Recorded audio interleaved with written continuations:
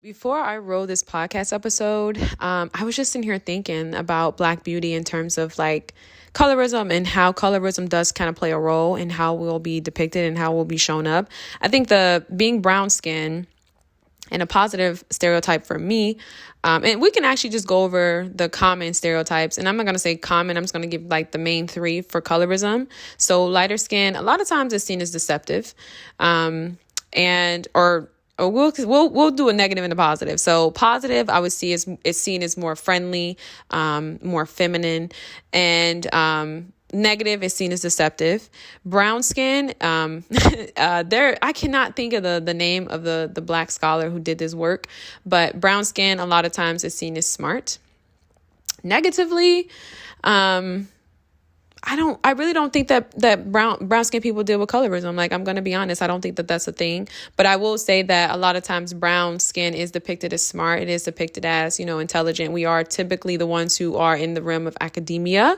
And then unfortunately for dark skin, we know it's typically depicted as, anti-intellectual, aggressive, right? And I wouldn't even say that it's a positive, because I think a lot of times too, it may be depicted as hypersexual. So there are a lot of negative stereotypes in regards to dark skin. And, it's unfortunate because even in like mainstream media, right, you look at Zara, you look at the images, they will take Black skin and Black women, and it's always this very kind of like African image, right? And I don't want to say kind of like, because I think even just saying that just did not, forgive me. I'm trying to explain this in a way that, but I think that white people have a way of tokenizing dark skin, and it's really giving like Africa, it's really giving like colonizer vibes. But it always shows up in their work, right? It's never a Black, and I think everybody knows this. I don't even know why I'm even trying to talk like you know what I mean? Everybody knows this. Like, it never really shows up. Like, Black models never show up on the runway in totality. It always gives their tokenized version of Black, of like African, right? And to me, it really gives like slavery depiction, colonization. It gives like it's something historical going on there within white spaces and modeling. Because why does it always show up with that only one image of that? Like, I think that really says a lot, especially in terms of like Blackness and representation. You talk about inclusivity, it's not really giving that, because we don't exist in that soul medium. And I don't think medium is a good word, but moving forward. So I think it's unfortunate, because I think for dark-skinned, having darker skin is a different experience. I do think it's a different experience. I won't speak on it because I don't have dark skin, so I'm not going to say like what they go through or what the experience is. And let me not say they, like they're separate from us, but I do think that somebody needs to give an account for that. Like, somebody needs to, you know what I mean? Not an account in terms of like why it's that way, because we know that, you know what I mean? We know why it's that way. But I'm saying I would love to hear an experience about that. And maybe even like from a Black man's experience. Like, I would love to hear that, because I think it's a real thing. And I remember going to school with a guy, because of those negative stereotypes, like, he was so brilliant. Like, he was literally so freaking smart, like truly gifted, you know what I mean? All A's easily, and I think because of the stereotypes of like being the aggressor and being this type of guy, he really veered from that. He really veered from school, and he veered from, excellence to that extent, because, when you have a certain skin color, certain things aren't cut out for you, and I think we kind of see this too. Like, I've seen this privilege play out in the lives of a lot of lighter skinned women. There's always this expectation, like an entitlement with lighter skinned women, and even in their relationships, I think for a lot of men, because of the pedestalization of lighter skinned women, it maybe works in a certain relational dynamics if you want power, or if you want control, or if you want, you know what I mean? And don't get me wrong, I don't think that this takes away from the beauty in lighter skinned women. Like, obviously, you know what I mean? Like, this isn't taken away from, them being beautiful women and men liking beautiful women. Like, that's not at all what we're hitting on here. But I do think that there is something said about the entitlement. I've been in cases, in situations where it's like, because of a lighter skinned girl, she thinks she really do think that she is, you know what I mean? Like, she's very entitled, or she really does think that she's better. And not just in terms of like, oh, I'm better than you, like a snooty type of thing, but more so in terms of like, I'm smarter. You know what I mean? Like, really kind of leaning into all of the positive stereotypes that go into that, right? Even in terms of of like femininity content. Like there's always light-skinned women teaching on this, like, oh, you know what I mean? And it's like, you think that what about you, because you're the color of your skin, that makes you more feminine? And I'm not like saying this to attack, or, you know what I mean? Because I'm more so saying this to bring a sense of awareness and to kind of talk about it in a way. And I don't think it's landing well, but yeah, hey, I'm trying. And then I think with brown skinned people, I do think there's a lot of times there's a weaponizing of intelligence. You know, I've met a lot of educated brown skinned dudes who are very much arrogant, very much arrogant in terms of like intelligence. And I think even for myself, I had to check myself. Certain times we can kind of fall into that space of weaponizing the intelligence because we are educated, and, so I think it's interesting how colorism plays a role in how we show up and what roles we play in society. I think that that's a very interesting thing. And there's a study on that. And I'm very upset right now because I have no idea of the name. I want to say his name was Thomas or Evan or something like that. He's a black man, black scholar. He did work on how colorism determines where our positions are in a society. And a lot of times, like I said, in regards to lighter skinned women, there is that entitlement of like being in the house, housewife, upkept. You know what I mean? That's the entitlement. And then I think for brown skinned women, it's being the auntie, the rich auntie, the rich auntie, the educator, the teacher, right? And then for darker skinned women, I think it's, it's very sad, to be honest. I think a lot of darker skinned people are subjected to really laborious task in society, because they're seen as the workers. And it's dehumanizing. And I think like when you think about that experience, it's so sad and it's really crazy. And I think that it's unfortunate because for so many black men and black women, there's never really any light shine on that area and like their experiences. And I think it is because it's like, oh, be tough, be aggressive, you can handle it. And I think for some people, if you don't realize, you don't have the understanding of like how colorism plays a role and what roles we play in society, then you may think that this is just normal, but it's unfortunate. I think there are a lot of, I've seen a lot of women trying to break out of that, but I don't think that you breaking out of that is let me go and be like light skin. Let me go and do my makeup like this. Let me go and, you know what I mean? Like, I don't think that's the MO, but I do think it's unfortunate because I do feel like you're always tried. And for you, it's like, there's aggression there. There is aggression there, and rightfully so, rightfully so, so it's a lot to unpack. It really is when you start thinking about it like that. And I know this podcast, I really did my best to try to explain this in the way that is like, but it's a real thing. I think, again, like lighter skin being lover boys and you know what I mean? Like all these different things. And like I said, it's really sad at the end of the day. I think you have to really be conscious of what it is to undo it, unlearn it, rework it, and shift your paradigm and how you see people. You know what I mean? But that is a commonality.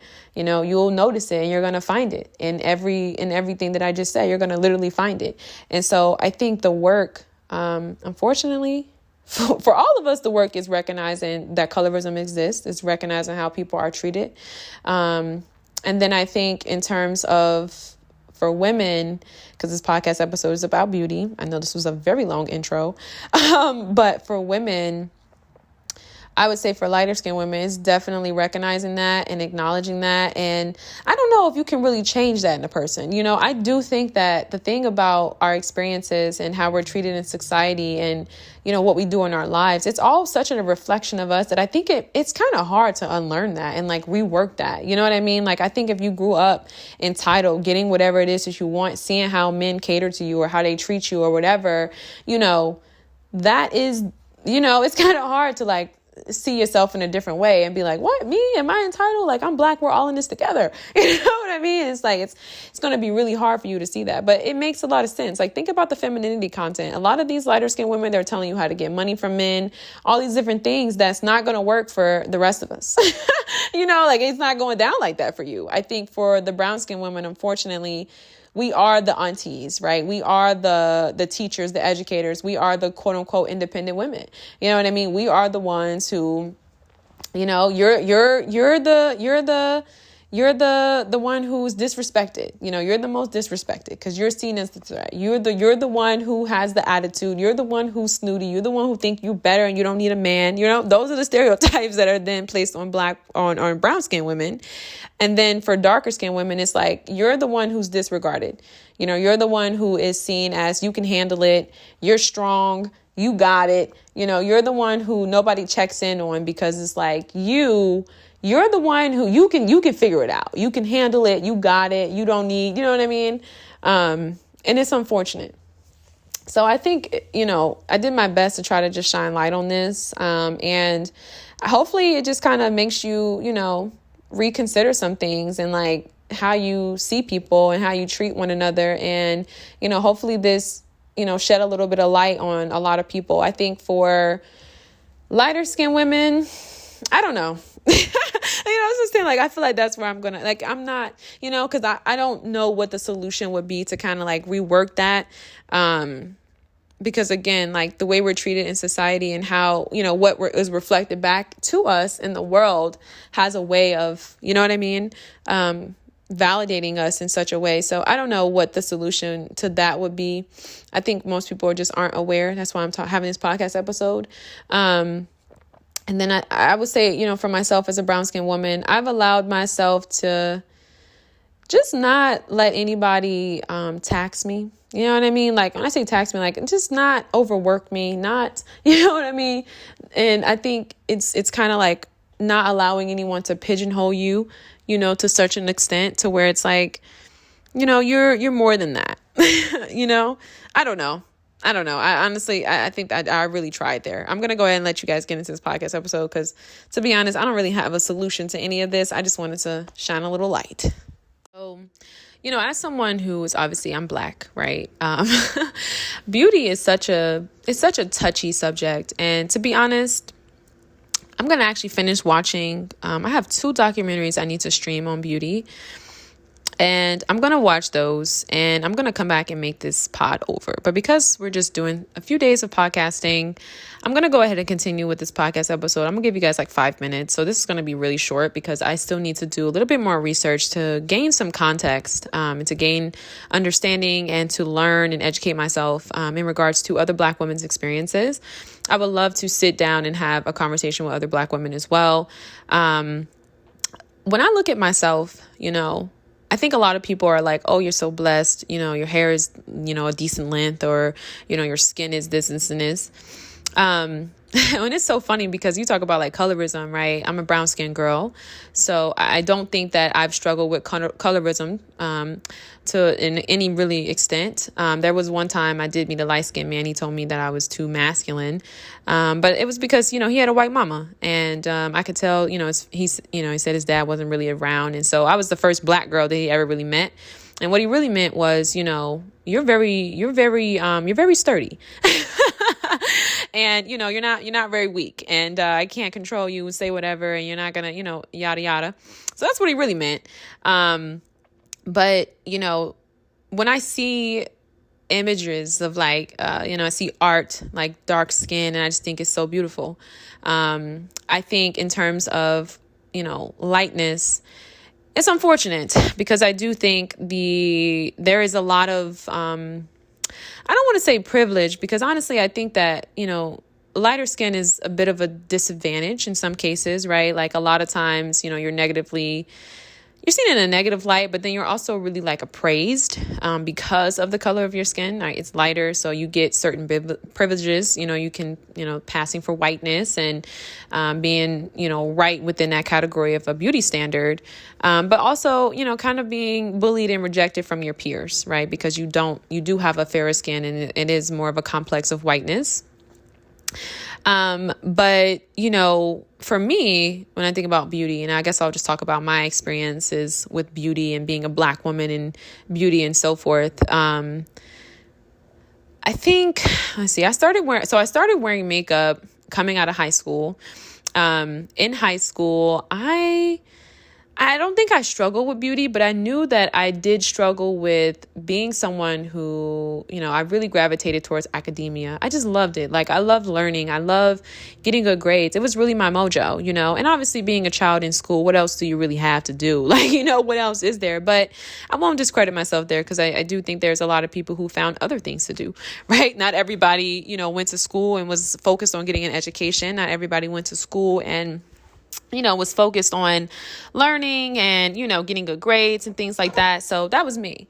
But the kind of like pigeonhole that I think you're then placed in, especially as a Black girl, especially as a thin girl, right, is you don't have that sexual, what I mean? Type of like pool, right? So you're thin, you're Black and you're thin. And you're kind of nerdy, you're smart, right? Like, so for you, it's like, I think a lot of times you kind of feel undesirable, you feel unseen. And I wrote about this, just questioning of whether or not black nerds could ever escape the desirability monolith, right? So as Black women, it's like, when you fit into this space, you're smart. A lot of times, your intelligence is then demonized. It's seen as a threat. Most commonly, a lot of Black men are very disrespectful. Not always, but like, you know what I mean? Like, it's just seen as, you're seen in a very negative light if you are a Black woman and you're educated. And we know why, right? In Bell Hooks' book, I'm gonna tell you guys, go get that. That was really good. It's called We Real Cool. And she talks about how, at the time, I told you guys this, Black men weren't permitted to go to school, and a lot of Black people in the community were working and things like that. So college was a bit of a privilege for a lot of people. And we know a lot of times that was fairer skinned, right? But not all.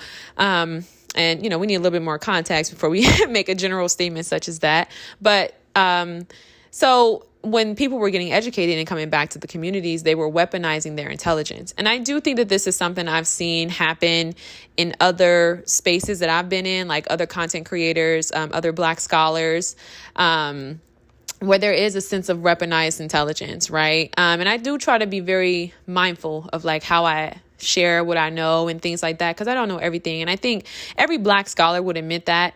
Well, hold on.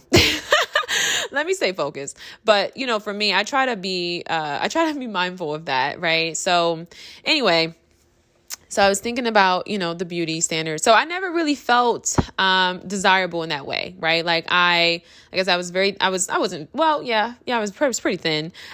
very thin, and, I was smart, so to me, that kind of put me in a category of like being a nerd. And we know that a lot of times there is a certain there's a certain body type, there's a certain, everything that is seen as more desirable. And so, so I think for me, I don't think that I really felt beautiful until I started. First of all, I want to say I spent a lot of time alone. I was someone who really spent a lot of time by myself. And I've always kind of been that way. But I spent a lot of time by myself. And so when I graduated college, my sister put me on graduated high school. My sister put me on the makeup. I was wearing a little bit of makeup. I went to college, and I felt like my hair, I just looked so young.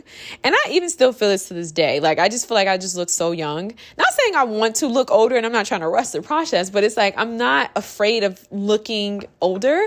Although people tell me like, you do look like you're, the age that you are. So maybe it's just all in my head. But, and so, at that point I started wearing weaves. I wanted to look a little bit older, and I did. And, I went through that process, and it was cool. I think back in the day, and even just through the journey of like finding yourself, figuring out how to do your hair. I went natural. I cut my hair off like multiple times. The wigs were convenient. Like, it really worked for me. I did notice that I started to attract a certain type of guy. And it wasn't what I wanted, because I felt like I had the aesthetics now, right? Like, I felt like by wearing the wigs and weaves, I've had a certain desirability about myself that I really liked. And I felt like I loved the attention that I was getting, because prior to that, I felt invisible. Although we'll have to pause there and, sidebar. I mean, I was a child. So like, you know what I mean? Like, how much visibility, are you really getting? And if I'm, honest, I had some boyfriends. So it's not like I just was like, I completely just was out of the wazoo, But I started noticing the type of guys I was getting, the type of attention I was attracting. And, I got a little older and I realized I didn't want that anymore for myself. I felt like the wig created a persona of me adjacent to who I really was. I felt more confident with my wigs. I felt more, and although it was beautiful, I just think to take the wig off and to be sitting with myself and my hair in these cornrows, I'm just not feeling very beautiful. I'm not feeling very authentic. And to me, that was very dichotomous in my thinking. I think that, quite frankly, I think it started to create a bit of a detached self, almost like a personality disorder, because it's like I'm Sasha Fierce. You know what I mean? Like, I'm Sasha Fierce. Like, what are you saying? And when I go home, I'm Beyonce. Well, I mean, that's sickening either way. But I think for me, it was just like, I like who I am in my natural state. So I think, fast forward, bringing it full circle, because again, I said I didn't want this to be too long. I just started to realize for myself just how much of a revolutionary act loving myself for who I am, my hair and everything, how revolutionary that was. I think in my attempts to fix my desire for not feeling for not feeling desirable, for not feeling like, certain guys liked me or whatever the case may be. I think that really kick-started my beauty journey, right? Like, that really put me in a space where I started to feel like, oh, I'm not beautiful enough. I need to fix this. I need to edit that. I need to, you know what I mean? And obviously we're talking about in terms of like how you look. And so when I realized that getting the guys and finally meeting that need in terms of like attention and desirability, when I just realized that just wasn't really it, then it was like, I just felt like I had like an aha moment, and I came into my own, essentially. And I did feel like the men that I met in that space were few and far between, but I felt like I had much more quality. I felt like it was no longer a matter of, temporary, like, lustful illusion entertainment, kind of like. Although I will say that, I've dated guys with the wigs and the weaves, and I don't think that they, were like, oh my God, like, you're taking this wig off. You know what I mean? But I do think that in my pursuit of it and, doing all, I just really felt like was it really something I wanted? Was that really how I wanted to look? And so I think this is why it's important to have positive representation of what it is to be Black. I think for me, I'm so big on, I think, and people say too, like, the 90s Y2K and not Y2K, but 90s is an aesthetic. I wouldn't say that it's an aesthetic. I was born in the 90s, you know what I mean? So it's like, that is who I am. Like, and I'm a byproduct of that. My mother was born in the 90s, like, you know what I mean? And that's culture. To me, that is our culture. So I don't think that 90s is an aesthetic. I think that we are, for the most part, 90s babies, you know what I mean? And then I think that that's the era in which we grew up in. And what we're really saying and we're really communicating with this quote unquote like beauty aesthetic of the 90s and minimalism is that we're beautiful. I think that's what we're communicating. I think in the 90s, Black women were very clear on that, regardless of the wigs, the weaves or whatever. It was like, I'm beautiful, I'm enough, I don't need all that. And I think today we are indoctrinated and we're, really we're eating a lot of, this belief that we need more, that we're not enough, that we need to be more feminine, that we need to have longer hair, that we need to have, you know what I mean? And it's just like, I'm good on me, And I think the process of hair, again, I want to do more research. I'm just, sharing my experiences. But it's a very complex one. Like I said, I think that's probably one of the biggest insecurities in regards to Black beauty is hair. I think it's hair. I think that's like one of the biggest things, So, yeah, that's a tough one. But overall, I just think that, for myself, what I think has always made me feel beautiful is having a connection with my spirit, having a connection with myself. I really love my spirit. I do. And what I'm saying is, like, I really love God. Like, I love how God made me. I think there's so many things I can't control, like, little, skin problems, hormones, acne. I do my best to eat clean, but it's a lot of things that I don't make the products, so it's like, can't control certain things. So I think for me, it's like, it's a lot I can't control. And most importantly, I can't control people's perceptions of me. Right now, for Black women, unfortunately, we're not the hot commodity. Like, we're the hot commodity, but like not us, just little features of us. You know what I mean? So you have to understand that. And I think that's like, that's the moment for you when you'll realize like everything is a trend with culture. It's like a high and a low. It's like what's hot today is not hot tomorrow. So I think to change and adjust yourself, and this is my overall lesson, it's like to change and adjust yourself to culture and what's popular. You're going to look up and you're not going to recognize yourself, and you're going to get to a point where you're just going to like revolt, and you're going to be like, absolutely not. I'm going to love me wholeheartedly. And so I think in terms of beauty and representation, I tell you guys this all the time, get yourself some Black art. You don't have to spend a bunch of money. I do encourage you to save your coins for Black art. But if you can't, there's a lot of people, you can download prints on Etsy. You can set it up like that, but really surround yourself around really beautiful images of Black women. For me, Florence Joyner is probably just like always just a standard for me. She's just so incredibly gorgeous. But yeah, and like I said too, when you start thinking about hair care products and, things like that, for a lot of our hair care products, a lot of them are not the same, right? We used to have Black hairstylists back in the day. There were, products and things like that. And there was an understanding, like, I don't think we use as much as we do today, that I do think has a lot of these products have way too many chemicals and they're not being manufactured by us. So I do think that, from the 90s until now, I do think our hair is not as strong. It's not as beautiful. It's not as luscious as it used to be back in the day. And I think there's a reason for that, unfortunately. But yeah, overall, I would say that, we love change. It's nothing. Again, like I tell you guys all the time, wear your hair how you want to wear your hair. For me, I like my hair. I've learned to manage it, but I don't think that, for another woman, I don't look at her and be like, oh, she's not wearing her natural hair. She doesn't love herself. She doesn't love her hair. I don't think it's that. You know what I mean? I really don't. But I do encourage Black women to tend to your garden, really tend to your hair and just love you. I think there's just something about just being with yourself and just all of you. You know what I mean? Like, don't be ashamed of any part of you. You know what I mean? Like, there's so much that you can't control, but one thing that will always be a constant is your spirit. So tend to your spirit, tend to your connection with God. God loves you. God created you to be the way that he created you to be.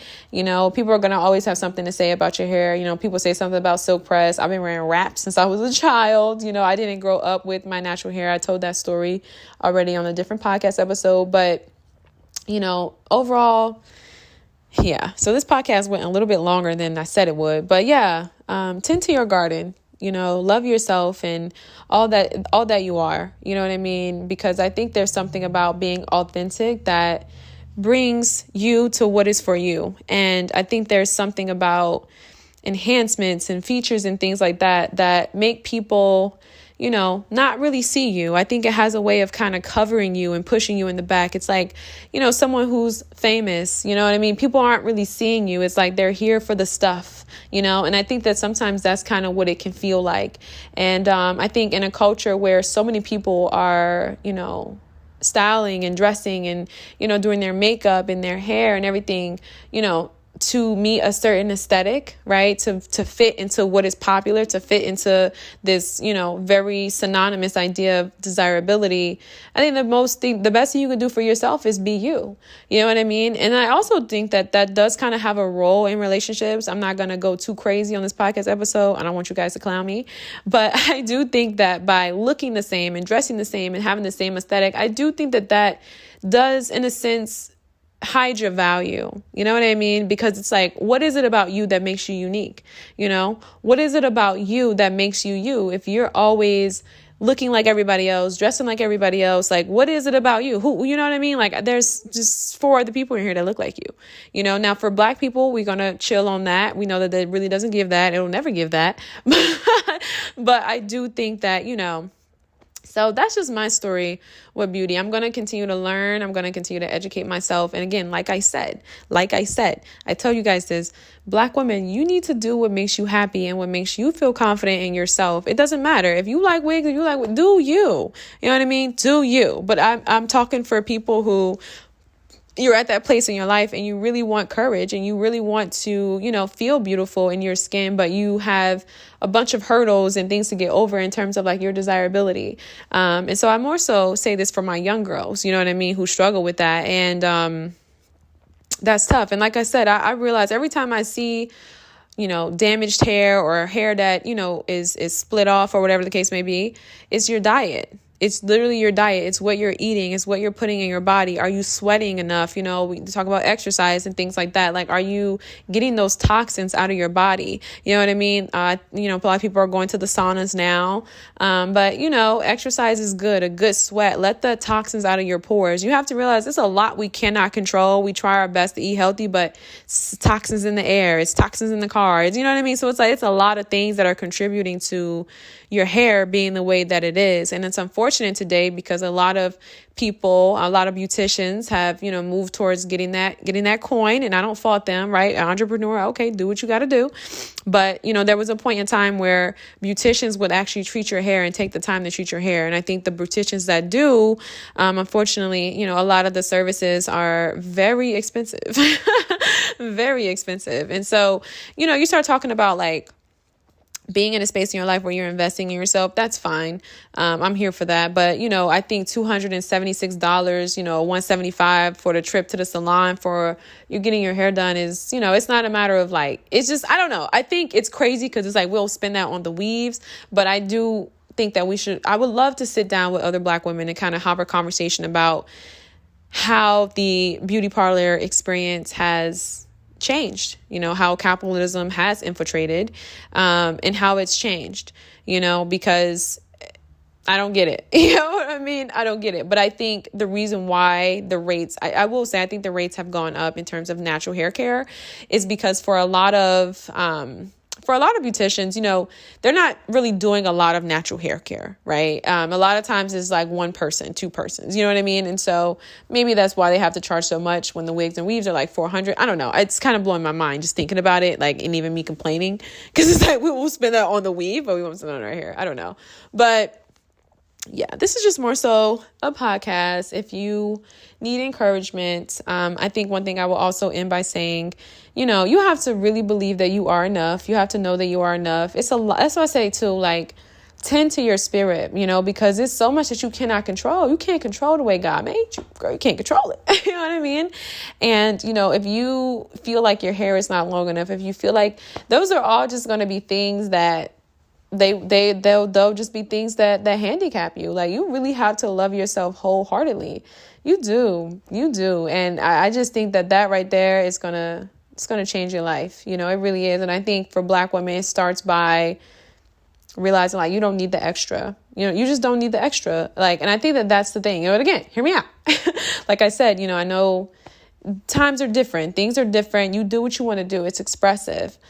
But actually, I'm going to end here because this was not really it wasn't an advice episode. It really wasn't. It was just me speaking from my personal experience. So I don't want the message to be lost on me because I'm just like going on and on. So I hope you guys have a great day. Peace.